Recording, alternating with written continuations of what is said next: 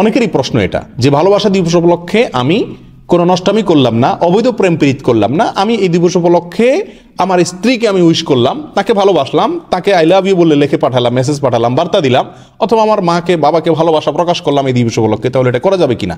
উত্তর হলো না, কখনো এটা করা যাবে না। এটা করা একজন মুমিনের জন্য কোনো অবস্থাতে জায়েজ নাই।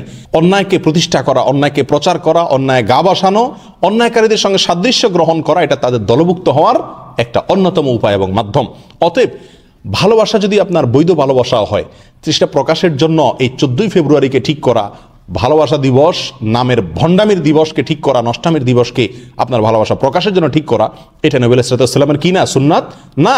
নবী আলাইহিস সালামের সুন্নাত তো হলো যে আপনি যদি কাউকে ভালোবাসেন তো তিনি বলেছেন তাকে তাৎক্ষণিক জানায় দেন, 14ই ফেব্রুয়ারি পর্যন্ত অপেক্ষা করেন না আই লাভ ইউ বলবেন।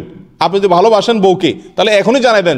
অতএব 14ই ফেব্রুয়ারি আসলে আপনি বউকে, মাকে, সন্তানকে, বাবাকে ভালোবাসি এই কথা বলবেন, এটা ঠিক না। এটা বলা মানেই তাদের এই নষ্টামিকে প্রমোট করা, এটাকে সমর্থন করা, এটাকে প্রচার করা।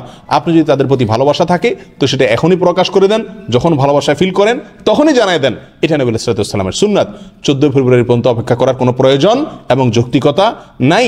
বরং আপনি যদি ওই দিনে এটা বলেন তাহলে কেমন যেন ওই নষ্টামি যারা ছড়াতে চায় আমাদের সমাজে তাদেরই কি করলেন?